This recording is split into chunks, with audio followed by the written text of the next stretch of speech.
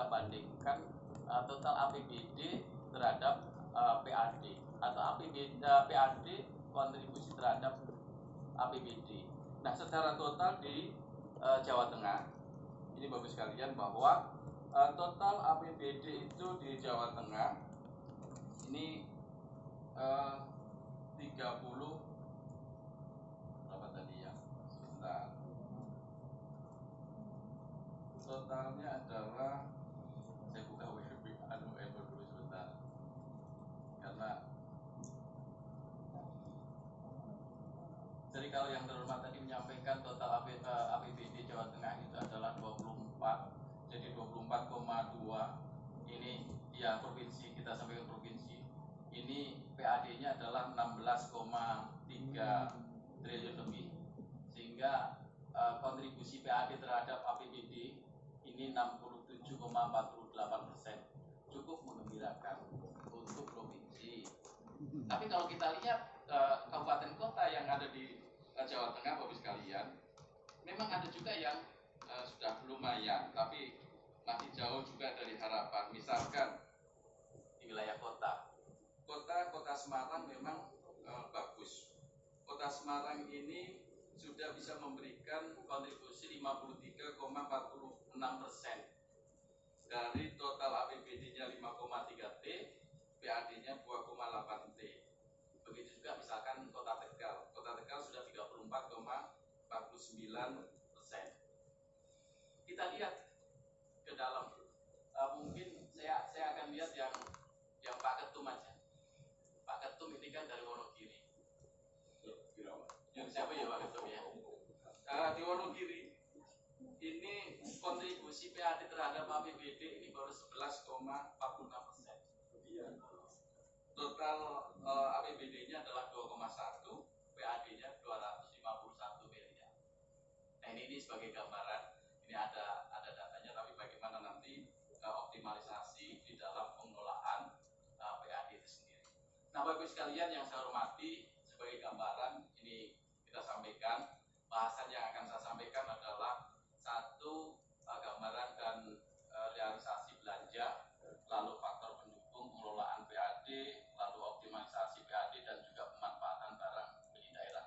Nah, slide selanjutnya adalah realisasi pendapatan. Realisasi pendapatan provinsi seluruh Indonesia. Ini Bapak sekalian pada posisi saat ini per tanggal 20 Agustus. Ini kalau kita lihat Jawa Tengah ini sudah mencapai 56,03%. Ini dibandingkan dari target dan realisasinya. Ini sudah memasuki di 12 besar ya. Ada di 12 besar. Karena 10 besar itu yang ditandai merah, kurung merah. Kemudian ini posisi nomor 2 setelah yang dikasih di titik merah itu. Tapi masih relatif bagus karena secara nasional ini masih di atas. Lalu yang terendah di sana ada Provinsi Maluku dan seterusnya. Karena bahasannya kita Jawa Tengah, sudah ini kita masuk ke Jawa Tengah yang kita kasih lingkaran tadi 56,03%. Selanjutnya adalah pendapatan asli daerah PAD. Nah PAD Bapak sekalian, ini kita masuk ke Jawa Tengah. Ini secara total ini 52,34%. Ini hanya dibandingkan antara target yang ditetapkan di dalam APBD, kemudian realisasi sampai dengan 20 Agustus. Nanti kita belum bicara potensinya, karena sasarannya kita kan nanti ke bagaimana optimalisasinya. Sementara kita bicara realisasi saat ini. Nah, di sini Bapak sekalian yang tertinggi adalah Kabupaten Karanganyar. Ini sudah mencapai 98,87%. Dari Karanganyar ini juga nggak boleh berbangga diri. Kenapa? Karena ini hanya dibandingkan antara target yang ditetapkan dalam APBD dibanding realisasi. Bisa jadi ini adalah underestimate, sehingga targetnya hanya kecil, sementara potensinya besar, sehingga ini sudah bisa mencapai. Sekarang kita posisi pada bulan ketiga, masih pada bulan Agustus sudah bisa mencapai Sukoharjo itu tuh. Tapi tentunya ini juga diberikan apresiasi karena effortnya pasti juga tinggi. Lalu di sini terendah Kabupaten Rembang. Ini baru 19,69%. Iya, Rembang tuh. Rembang Ini terus realisasi. Purbalingga. Jadi target dibanding realisasi. Berikutnya kota. Nah, kota di sini adalah Kota Magelang. Ini sudah 107,78%. Nah, ini kalau dari sisi perencanaan ini juga tidak bagus. Karena baru Agustus sudah melampaui 100%, berarti perencanaan di awalnya ini tidak pas. Nah, itu Prof, betul Prof. Begitu juga Kota Surakarta, karena ini besar, ini baru 32,42%. Karena bisa jadi menargetkan di dalam APBD ini juga tinggi, atau bisa jadi juga ini bisa dari laba BUMD dan seterusnya, ini juga belum kita bedah sampai di sana. Ini posisi kota. Berikutnya adalah tren 3 bulan terakhir presentasi realisasi pendapatan. Ini perlu kami sampaikan karena kita coba melihat kondisi ekonomi kita ke depan seperti apa. Maka kita lihat Mei, Juni, Juli. Ini trennya provinsi dan kabupaten kota se-Indonesia. Ini Bapak sekalian, pada posisi Mei, Juni, Juli, ini di 2020, ini yang tanda biru, ini 28,25%, kemudian di 2021 29,90, 2021 30%. Ini pada posisi 2020. Lalu kita bandingkan di 2022 saja. Di 2022 kita sudah mencapai 48,88%. Sementara dibandingkan tahun 2020 ini 48% lebih. Di 2021 ini 44,83%.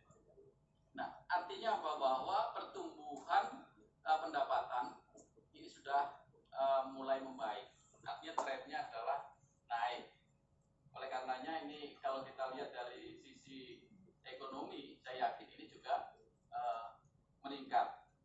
Ini sudah bertanda, sudah baik karena trennya kalau 2020 pandeminya begitu tinggi, 2021 juga tinggi, 2022 sudah melandai sehingga pertumbuhan ekonomi juga tinggi. Di sebelah kanannya ini adalah provinsi, kemudian kabupaten. Formulanya adalah penjelasannya sama. Kita slide berikutnya. Kemudian Bapak sekalian, ini realisasi belanja. Realisasi belanja juga sama, trade-nya juga naik. Artinya apa? Begitu belanja ini juga naik, harapannya adalah kesejahteraan bagi masyarakat ini juga akan meningkat. Ini kita bandingkan 2022 ini 38,79%. Artinya kalau kita bandingkan dengan waktu yang sama, ini ada kenaikan. Bahkan ini lebih dari 1% jika kita bandingkan di tahun 2021 35 ke 38 hampir 3% lebih. Berikutnya adalah realisasi belanja. Ini juga sama. Kita lihat realisasi belanja Provinsi Jawa Tengah. Ini alhamdulillah Bapak sekalian, ini masuk ke 10 besar untuk realisasi belanjanya, yaitu berada di 56,03%. Harapannya lagi-lagi bahwa belanja pemerintah harapannya adalah untuk mensejahterakan masyarakat. Di sini juga ada yang terendah, itu Maluku Utara, ini baru 19,64%. Ini kalau kita lihat secara nasional. Lanjut, realisasi belanja APBD Kabupaten se-Jawa Tengah. Nah ini Bapak sekalian, ini paling tinggi adalah Pati 54,26. Lalu paling rendah di sini adalah Magelang Kabupaten. Kalau tadi PAD, nah, ini Magelang Kabupaten ini masih rendah, disusul Rembang, Grobogan, Sukoharjo, Semarang, Kendal di kabupaten semua. Kemudian juga Wonosobo, Blora, Demak, dan juga Purbalingga. Ini yang realisasinya masih di bawah rata-rata yang ada di Provinsi Jawa Tengah. Dilanjut. Nah ini untuk kotanya. Kota 6 kota, yang 4-nya sudah relatif 40,52%, yang tertinggi 46,09%. Masih ada 2, Surakarta dan Kota Semarang. Ini APBD-nya juga cukup tinggi. Bisa jadi Bapak Ibu sekalian kita juga bisa melihat, tapi bisa juga kita lihat tahun-tahun sebelumnya. Biasanya di sini adalah pengadaan barang jasa, begitu dilelang, ini proses lelangnya masih berjalan. Ini biasanya dilakukan pembayaran sekitar bulan September Oktober. Ini biasanya kalau APBD-nya besar seperti itu, tapi coba juga nanti bisa kita bedah sama-sama. Berikutnya adalah faktor pendukung. Ini kita bicara terkait dengan bagaimana optimalisasi pengelolaan pajak atau pendapatan asli daerah. Di sini dari sisi regulasi, Bapak sekalian, regulasi sebenarnya dari undang-undang PP sudah memadai, sudah bagus. Hanya kalau Pak Ketum nanti pasti akan mengkritisi bagaimana sumber-sumber pendapatannya ini kok belum diserahkan ke daerah, masih sebagian besarnya yang potensial di pusat dan seterusnya. Nanti Pak Ketum. Tapi paling tidak kondisi saat ini bahwa muncul juga Undang-Undang 28 yang sudah direvisi dengan Undang-Undang 1 2022 tentang pajak perimbangan keuangan pusat dan daerah. Ini juga sudah dinyatakan di sana. Lalu dukungan regulasi terkait dengan bagaimana untuk peningkatan pendapatan asli daerah. Satu, dari regulasi sudah perlu juga didukung dengan standar operation prosedur. SOP-nya juga harus ada. Kalau kita misalkan bicara terkait dengan pajak daerah, bagaimana cara untuk melakukan pendataan, bagaimana cara untuk melakukan penetapannya, sampai dengan bagaimana menilai kepatuhan dari pajak itu sendiri atau wajib pajak. Misalkan kita harus melakukan pemeriksaan dan seterusnya. Ini juga perlu dibuatkan SOP. Banyak daerah yang ini masih belum memiliki regulasi terkait dengan bagaimana teknis di dalam pemungutan itu. Karena di sana ada mulai pendaftaran, pendataan, penetapan, penagihan hingga keberatan sampai dengan juga di sana pemeriksaannya. Ini memang perlu dilengkapi regulasi-regulasi seperti itu. Termasuk juga bagaimana memberikan keringanan dan seterusnya, pembebasan dan seterusnya. Bagaimana juga cara memberikan reward dan punishment-nya. Ini juga perlu kita atur, kita buatkan regulasi ya, namanya SOP-nya itu. Kemudian berikutnya adalah komitmen. Nah, komitmen ini sangat penting. Kenapa? Jangan juga kita sudah membuat suatu regulasi, tapi di dalam tataran implementasi ini masih belum dilakukan sepenuhnya. Lalu konsisten, tentu harus dilakukan secara konsisten. Kemudian SDM dan struktur organisasi. SDM jadi penting. Karena Prof kan kalau nggak salah ya Prof, dulu zamannya Napoleon Bonaparte kan mengatakan ya Prof, it is not the gun, but the mind behind the gun. Yang penting adalah manusia yang akan membidik. Tapi kalau alatnya secanggih apapun, kalau orangnya itu tidak mumpuni, ya percuma juga alat itu. Kemudian ya sarana dan prasarana ini sudah barang tentu, apalagi di era sekarang ini harus kita lengkapi. Berikutnya adalah apa yang harus dilakukan, mulai dari mana. Ini kadang bingung Bapak Ibu sekalian. Maka di sini lakukan pendataan potensi. Satu, pendataan dan pendataan ulang. Ada pendataan ulang. Ini berbeda. Begitu pendataan itu adalah waktu baru. Ada misalkan restoran atau hotel, itu kita data baru. Lalu setelah dia membayar pajak, kita data ulang. Sesuai enggak? Ini harus kita lakukan pendataan ulang. Maka di situ adalah dilakukan survei lapangan, harus dilakukan ke lapangan. Kemudian juga pemeliharaan basis data. Data harus selalu kita update. Jangan sampai juga begitu sudah membayar, kemudian kita sudah artinya petugas pajak hanya menerima laporan, apalagi sekarang sudah self assessment, ya sudah akhirnya tidak turun ke lapangan. Kemudian juga kerjasama dengan instansi lain, perlu pertukaran data dan seterusnya. Misalkan Pemda dengan KPP terkait dengan PPH, Pemda terkait dengan misalkan BPHTB, misalkan jual tanah. Jual tanah kan ada dua kewajiban. Si penjual adalah bayar PPH, si pembeli adalah kena BPHTB. Jangan sampai nanti bayar PPH-nya sudah sekian tapi BPHTB-nya lebih kecil dan seterusnya. Begitu juga dengan BPN dan seterusnya. Lalu analisa data. Nah, ini dilakukan verifikasi data, kemudian juga klarifikasi data, pemeriksaan. Data yang sudah ada seringkali ini tidak diupdate, tidak terkini, sehingga ini perlu diperbarui. Kemudian kebijakan adalah ekstensifikasi, kemudian intensifikasi dan digitalisasi. Ekstensifikasi adalah, intensifikasi adalah yang ada.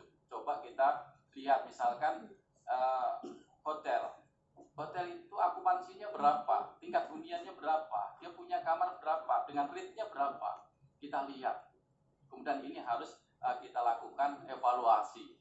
Kemudian juga eranya sekarang sudah tidak zamannya lagi manual, kita harus menggunakan digitalisasi. Lalu tindak lanjutnya adalah 1, implementasi ETPD. Nah, elektronik ini harus kita gunakan, dan di daerah ini sudah melakukan untuk itu. Kemudian juga kerjasama dan pengembangan, lalu juga inovasi.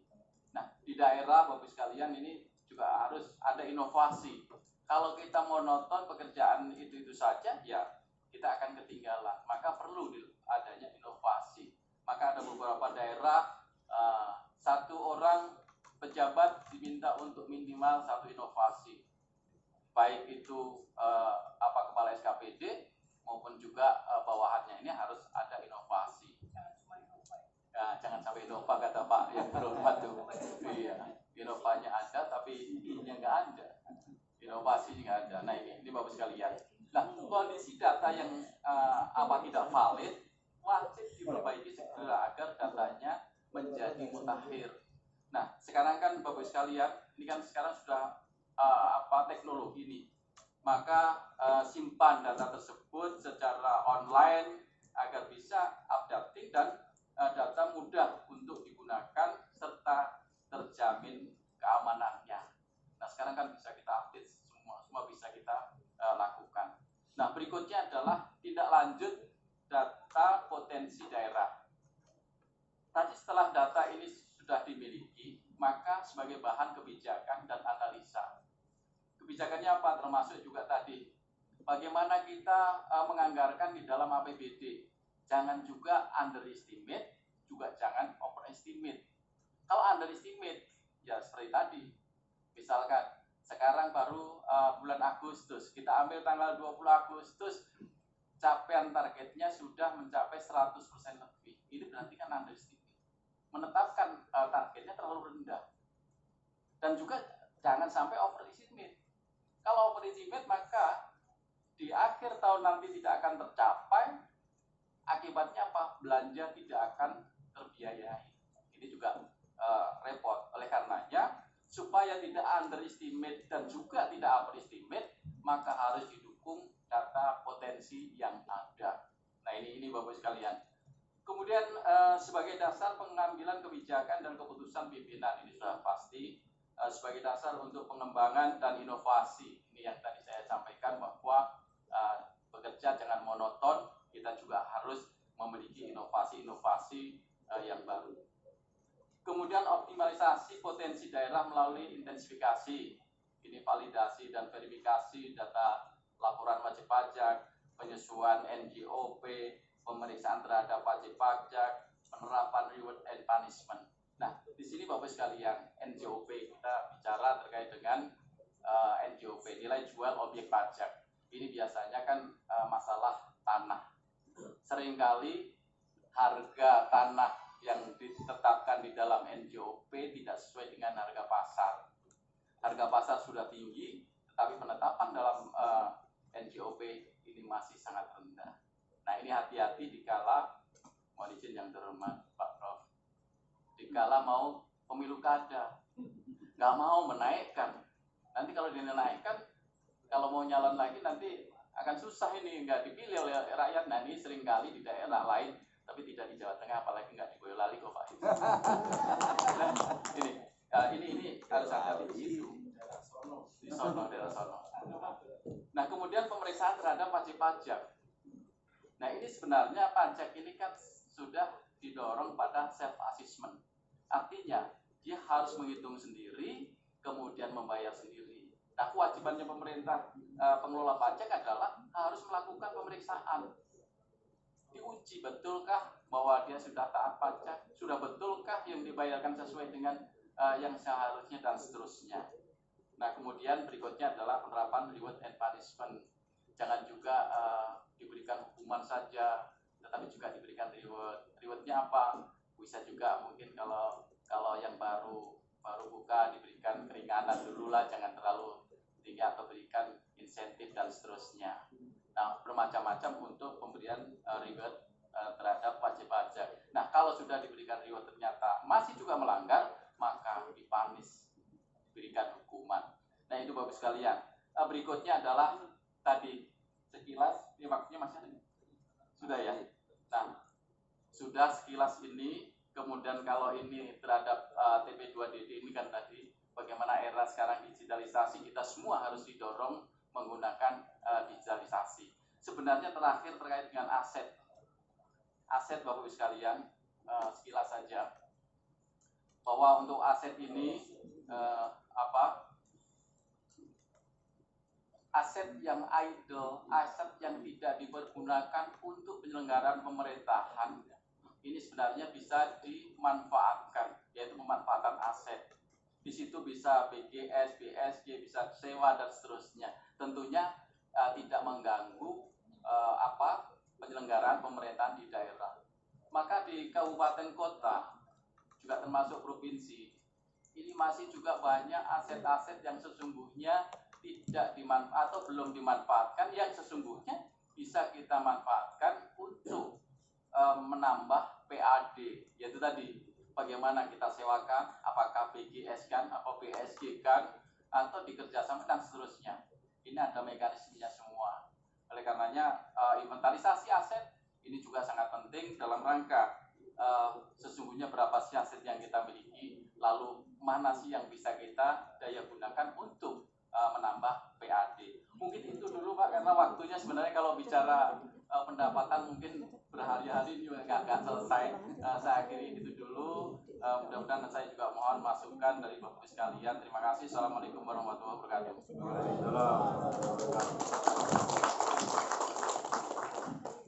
Baik, terima kasih Pak Kuwaiti. Sangat menarik. Ya, nanti kita bahas bersama pada saat sesi tanya jawab. Karena ini menyangkut regulator. Jadi kita mempunyai kesempatan untuk mengusulkan apabila ada ide-ide brilian dari kita, nantinya diundangkan, dibuat satu peraturan perda maupun juga perpu yang nanti bisa melalui Pak Kemendagri, timnya Pak Kuwaiti. Baik, selanjutnya yang ketiga kita akan dengarkan bersama pemaparan dari Bapak Profesor Dr. Andes Sri Yunanto, MSI PhD, yang akan menjelaskan bagaimana sebenarnya strategi yang harus kita laksanakan untuk peningkatan PAD ini, terutama dalam hal sinergitas antara pemerintah daerah dengan BUMD dan juga swasta. Karena triangle ini, tiga kekuatan inilah yang sebenarnya menjadi poros utama di dalam rangka untuk meningkatkan perekonomian di daerah, meningkatkan PAD yang nantinya akan membawa kemampuan daya beli masyarakat itu semakin meningkat. Nah, kuncinya adalah di bagaimana kemampuan dari pimpinan daerah untuk mensinergikan antara pemerintah daerah, BUMD, dan swasta. Baik, silakan Pak Sri Yunanto untuk melaksanakan. Ya, Bismillahirrahmanirrahim. Assalamualaikum warahmatullahi wabarakatuh. Salam sejahtera bagi kita semua. Om Santi, Om Swastiastu, Namo Buddhaya, salam kebajikan. Saya hormati Bapak anggota Dewan, Pak Halim. Jadi saya dulu itu kalau melihat DPD sama DPR itu kayak tentara sama polisi. Iya. tentara itu Pak urusannya terhadap sovereignty, teritori, wilayah, itu DPD, bukan wilayah kan. Kalau polisi urusannya sama orang. Makanya to protect and to serve people, walaupun sekarang lagi persoalan orang di sana ya. Tapi mudah-mudahan rezekinya jangan kayak gitu Pak. Kan ada rezeki polisi sama rezeki tentara.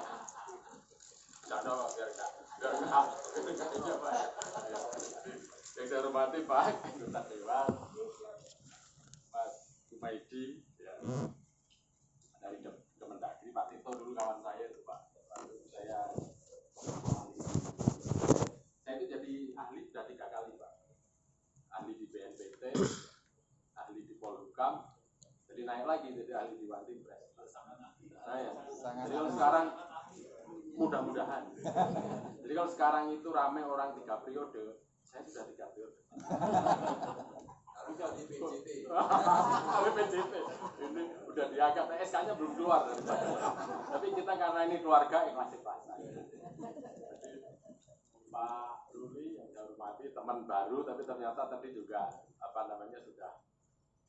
sudah komunikasi, pernah komunikasi dalam satu forum. Pak Ketua, Pak Teles, saya ini ahli yang diperintah-perintah terus ya, Pak Ketuanya. Tanpa honor ya. Jadi yang penting pendapatnya. Nah, tanya nanti ke Pak Mendagri. Ya pendapat daerah ya Pak ya. Pak Sekjen dan Pak Wakil Ketua itu staf nih, ya sering. Jadi saya ini sebenarnya mau ngomong yang hebat-hebat, yang formal-formal agak ini Pak, karena ini keluarga gitu ya. Iya kan?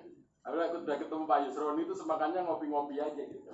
Karena ini saya bos saya di bupati saya ini, jadi duta besar Bupati Boyolali di sini itu sering saya dikontak dan ngopi-ngopi sama beliau. Jadi nggak enak dulu kalau bicara ya. Tapi nggak apa-apa, ini diskusi Pak. Dan ada rencana acara ya Pak Ketua ya. Itu nanti kalau ini bicara dengan duta besarnya ini kan duta besar Jawa Tengah di Jakarta nih, ya kan? Dan nanti kita bicara kepada Pemdanya gitu, rencananya gitu. Mudah-mudahan kalau pendapatnya sudah beres. Nah, tinggal tanya itu yang masih kita tunggu.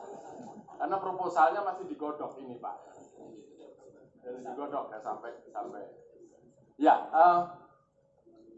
memang idenya kita diskusi, tapi mungkin kita mulai kalau tadi Pak Kemendagri Mas Kumaidi bicara dari nasional ke lokal. Saya internasional dulu nih. Tapi internasional ini kita ditakut-takut terus sama Presiden Jokowi. Ini kan kita akan menghadapi krisis pangan, krisis energi, krisis keuangan, tantangannya berat.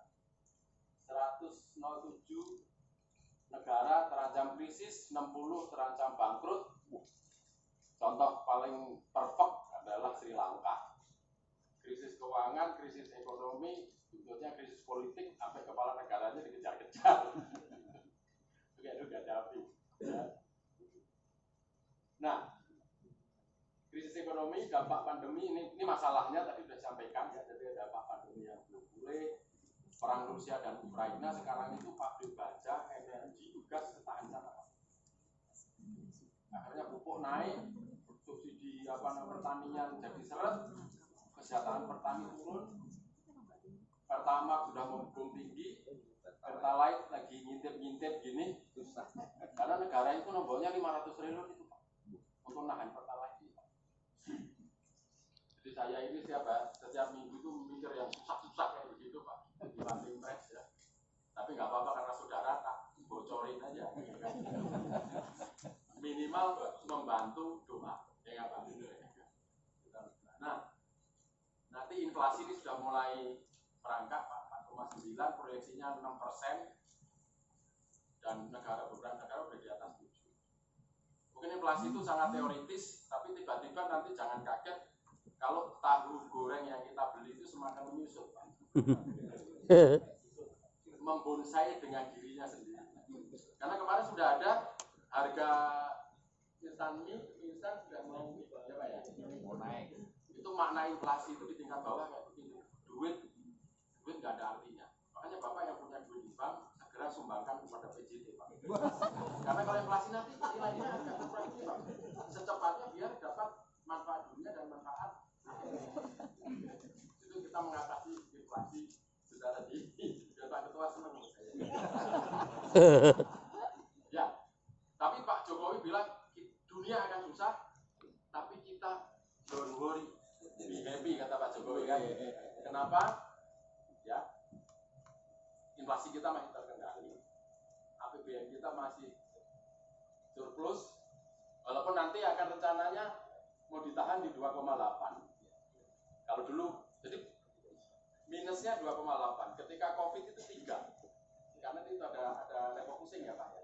Nah, jadi kita nanti akan ada minus. Makanya nanti kita bicara bagaimana tadi duitnya Pak Kumedi ini kan ada DAU, DAK ke bawah. Kalau dulu ini kan Pemda males-males nih Pak. Mikirnya begini terus. Karena gampang, ya kan? DAU-nya Pak ini sama DAK-nya tinggal ngawal dari sini ya Pak ya. Turun ke bawah, ke bawah, ke bawah. Dapat lagi ya. Termasuk ceperannya kan. Kepleset merah putih. Enggak ini Pak. Terus Pak. Ya karena ini calon, kan tadi bilang calon anggota DPD dan calon anak cucunya barangkali ada yang pulang kampung dan jadi nanti seperti bupati. Gitu. Jadi paling tidak kita bisa jaga. Dan neraca kita surplus, perdagangan masih surplus. Jadi kalau tadi Boyolali tadi Pak Dewan minus ya Pak ya, surplus dikit ya. Ini juga agak dikit nih, 3,36 triliun. Indonesia masih surplus. Lanjut Pak, APBN sulit Pak. Bu Sri Mulyani sudah mengindikasikan, nah kalau APBN-nya agak sulit, pasti DAU-nya juga. Kalau sama aja mungkin masih oke, tapi kemungkinan masih turun. Ya, situasi sulit. Nanti akan saya tunjukkan kita tuh mengganjal apa namanya Pak, mengganjal subsidi dan proyek-proyek kita. Pertumbuhan ekonominya melemah, walaupun target kita tinggi 5,3 tapi 3,6. Defisit tadi saya sampaikan, inflasi juga. Nah, sementara di level makronya sulit, di level negaranya juga agak sulit, di tingkat masyarakat juga sulit karena pendapatan belum tentu naik, tetapi harga-harga sudah naik. Dan duit kita semakin tidak berarti, itu namanya inflasi. Memang kalau semakin ekstrim, kita semua pulang kampung ke sawah, nyangkul, padinya di situ, dapat gendut di situ. Kalau dulu di kampung saya waktu kecil gitu Pak, batu kesukaan. Terus itu apa sayurnya itu di galengan itu Pak. Galengan yang apa itu Pak? Yang daunnya panjang itu loh, bayung. Dijamin nggak ada inflasi Pak. Lengguk. Jadi nanti kalau inflasi kebangetan kira-kira ini ya pulang kampung kayak Pak Yusroni masih tanahnya sudah banyak di kampung. Jadi saya kira bertahannya ini lah. Artinya yang di kota itu ada namanya urban farming.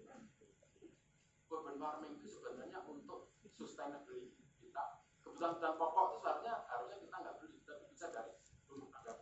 Mungkin nanti Pak dari Menkom nanti bisa dari itu ya. Ya, lanjut. Nah ini ada ahli. Saya itu politik Pak. S1, S2, S3 politik semua. Ya sedikit agak ekonominya, tapi ini ahli ekonomi mengatakan saya khawatir kalau belanja subsidi dan infrastruktur didorong, di satu sisi ada tahun politik yang mana belanja untuk persiapan ekonomi tidak kecil, dikhawatirkan penerimaan pajak yang akan didorong tinggi. Bapak tadi sudah nanti untuk PAD kocok intensitas padahal duitnya munggah orang ini Pak Jokowi diinceng ini kan. Pak Kemendagri tadi kan gitu. Di pusat juga loh Pak sekarang Pak. Bu Sri Mulyani itu udah luar biasa. Jadi penerimaan pajak didorong tinggi. Jadi nanti situasinya seperti itu. Ya. Jadi kesulitan-kesulitan yang nanti dari inflasi itu akan seperti itu. Ya, lanjut. Nah, di satu sisi pemulihan ekonomi dari sisi pendapatan tadi walaupun sudah beranjak, tapi kita ini ada alokasi belanja strategis Pak. Yang ini sebenarnya nggak bisa dihindari. Misalnya, tadi saya sampaikan, untuk ganjal subsidi BBM saja, ini Pertalite itu biar nggak naik Pak, perlunya 500 triliun. Gue itu duit tenan kok duit godong atau ramu. Ya Pak. Terus kita punya proyek politik kebangsaan yang sudah diketok di sini, di tetangganya Pak Iwan ini, KN, itu juga 500 triliun. Ya kan? Proyek demokrasi 2024 73 triliun. Ini saya gede-gede aja Pak. Infrastruktur nggak boleh berhenti. Nah maksud saya, ini nanti implikasinya bagaimana sebenarnya pemerintah daerah yang. Nah realistiskah Pemda berharap kenaikan DAU sama DAK? Kalau di sini, di Jakarta sini sudah proyeknya, ya Pak Jokowi kan mikir, ini taruh 500 triliun atau di demo gitu kan, pusingnya kan. Nah sekarang coba, tapi kayaknya jebol juga karena alokasinya sudah tidak cukup. Jadi kayaknya Pertalite harus naik. Kalau enggak, lapangan banteng yang jebol. Ya, belum bayar utang. Kita nggak pengen jadi Sri Lanka kan Pak ya. Lanjut Pak. Nah tadi ini saya kira nggak usah, tadi sudah disampaikan sumber APBD itu ya ada DAU, ya, PAD, bagi hasil, alokasi umum, alokasi khusus, insentif, sama transfer. Ya. Nah ini mungkin catatan transfer ke daerah dan desa itu relasi transfer daerah TKDD baru mencapai 711 triliun 94, tapi sudah bagus ya. Cuman kalau dibanding tahun yang lalu ini masih kurang keputusan yang dulu. Tapi sebenarnya memang saya pernah berdebat nih Pak, kalau pekerjaan itu kemudian ditentukan oleh serapan, Jojo serapannya tinggi, gaweannya nggak capek. Tadi maaf ini Pak Ketua tadi kan kayaknya sudah Pak Ganjar gitu ya tadi ya. Kayaknya itu gubernur kita Pak. Iya. Ya kan. Tapi saya pertanyaannya tadi serapan APBD-nya bagus Pak. Tinggi. Tapi kok kemiskinannya tinggi. Nah itu, ini pasti bukan pendukung Ganjar. Karena di media ada yang suara begitu itu kan. Ya maksud saya pertanyaannya, apakah dana APBD baik DAU, DAK dan sebagainya itu mencapai hasil outcome? Karena kalau di pusat sini di lapangan Bandung itu ukurannya serapan Pak. Siapa yang mengukur outcome? Hasil. Ya, manfaat. Ya. Sekarang kan ada manajemen by performance ya Pak. Nah, ini pertanyaan kita semua yang nanti bisa diskusikan. Lanjut Pak, ini teori Pak, ini di kampus nih. Nah ini APBD, PAD juga teori, lanjut. Itu bacaan kita semua aja. Nah, jenis PAD itu tadi juga sudah disampaikan, lanjut aja Pak. Nah, sasaran strategis PAD memang belum tercapai. Tadi apa? Kemandirian. Nah, tadi saya agak ada data yang agak beda Pak. Kalau tadi Pak Kemendagri menyampaikan kan di Jawa Tengah sudah 61 ya Pak, persentase PAD terhadap APBD. Provinsi ya. Tapi nasional itu ada dua data, 30% sama bahkan terakhir itu 12% Pak. Data UI itu 12% Pak. Jadi kontribusi pendapatan asli daerah terhadap penerimaan daerah secara nasional itu memang sangat kecil. 12 ya Pak. Nah mungkin Jawa Tengah top, karena Jawa Tengah kan metropol. Bahkan tadi di kota-kota kan tinggi ya Pak ya. Solo pasti tinggi, Semarang pasti tinggi ya kan. Nah banyak kendaraan bermotor ya Pak. Tapi itu penyerap, mungkin itu pajaknya tinggi, tapi penyerap subsidi BBM tertinggi juga. Jadi metu koke ini dijiko meneh koke ini ya. Nah ini mungkin belum ada studi Pak tentang itu. Jadi kita ini kapan nih BBM-nya sedikit ya. Nah benar tadi kemandirian Pak. Jadi nanti kalau kita buat roadmap makro itu kan PAD harusnya 70%. Ini dia. Enggak desa, enggak kota. Artinya apa? Nah, ini kalau pakai teori politik nih Pak, ini jadi dosen sebentar. The less government, the better. Semakin duit pemerintah itu dipakai untuk rakyat, semakin sedikit. Artinya rakyat membiayai dirinya sendiri. Nah, nanti duit pemerintah itu, APBN itu hanya untuk duit-duit yang tidak disentuh oleh rakyat di sini. Jalan umum, bansos, asalkan bansos lurus, tegak lurus ke rakyat ya, jangan belok, ya kan? Belok kanan, belok kiri kan. Pendidikan, di Jerman pendidikan S1, SD sampai S3 gratis Mas. Negara-negara Skandinavia gratis. Nah kalau yang lain-lain itu artinya dibiayai oleh di daerah itu oleh PAD tadi. Nah PAD berdasarkan provinsi hanya mencapai di 37 bahkan 12%, seharusnya 70%, 12,8. Nah ini mungkin nanti ada penjelasan lebih lanjut dari Pak Kumedi. 35% dari APBD itu jatuhnya ke pegawai. Malah yang investasi cuma berapa doang, nanti ada datanya kita lihat lanjut. Nah ini kemarin diskusi kita di One Team Press Pak ya, yang nanti mungkin jadi permasalahan pertama belanja modal relatif stagnan bahkan menurun, padahal yang menetes kepada rakyat adalah yang belanja modal menurun. Pegawai tinggi, belanja pegawai negeri PNS realisasinya mencapai 91 triliun. Nah, terus ada sekitar 212,4 triliun duit pemerintah daerah itu masih nongkrong di bank. Banyak ya. Jawa Tengah berapa ini nggak tahu Pak saya. Jadi bagian Jawa Tengah, bagian sebelah saya, bagian nasional. Nah, padahal itu duit itu untuk menggerakkan ekonomi daerah. Gitu. Nah ini pertanyaannya seperti apa? Nah, tapi ini sebenarnya bukan ini cuma pengetahuan aja Pak ya. Karena tentu bukan tugas kita kan. Tapi kita diskusi. Lanjut Pak. Nah ini tadi Pak. Ya. Makanya ini ngomporin PJT nih. Ya kan? Nah, belanja pegawai itu bahkan mencapai di atas 100 triliun, persentasenya tinggi tuh Pak. Paling tinggi. Barang jasa lebih rendah, modal lebih rendah, lain-lain. Jangan-jangan nih Pak, Jawa Tengah ini ASN-nya mulya, rakyatnya sengsara. Enggak. Ini kan logika belanjanya gitu Pak ya. Lah duitnya oke, gunggu bayari ASN. Rakyat miskinnya oke. Belanja modal sedikit. Kan kesimpulannya seperti itu. Monggo Pak Dewan ini kalau saya salah ya. Walaupun saya profesor kan, saya juga manusia. Ya. Jangan kan? Tribun. Tapi ini nggak ada politik loh ya. Politik nanti mendekati 2024. Enggak, masih ada waktu sampai ke sana untuk memperbaiki data ini.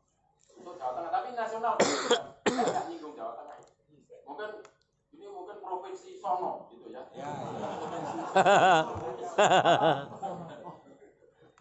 Saya suka bercanda Pak. Lanjut Pak. Nah, dari tadi duit yang nongkrong di bank tadi sebagian besar gilo. Ya, ini ada daerah-daerahnya dan saya lihat di sini Jawa Tengah nggak ada, alhamdulillah. Di sana tuh Jawa Timur ada, Papua, DKI pertama. Nah, DKI itu duit kan tadi kan pendapatan lain juga dari bunga itu, yang duit nyimpen tadi kan dari pendapatan lain Pak. Ya betul kan. Lanjut Pak. Nah, kenapa tadi rendahnya PAD? Tadi dari Pak Kumedi sudah menyampaikan, saya juga punya catatan kan, ya.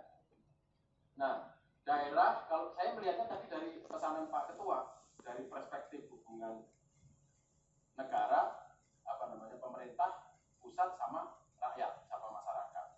Jadi memang daerah itu kurang kreatif.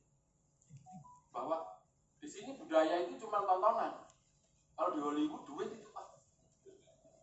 Coba Cina Gojek itu jadi duit Pak. Ya kan film apa Hongkong itu Pak. Budaya itu sorry. Terus goyangannya India Utara yang putih-putih itu Pak, duit itu. Budaya. Nah kita cukup senang nonton wayang kulit gratis, karena dibayarnya nggak jadi uang. Itu dari sisi budaya, bahkan minus ya.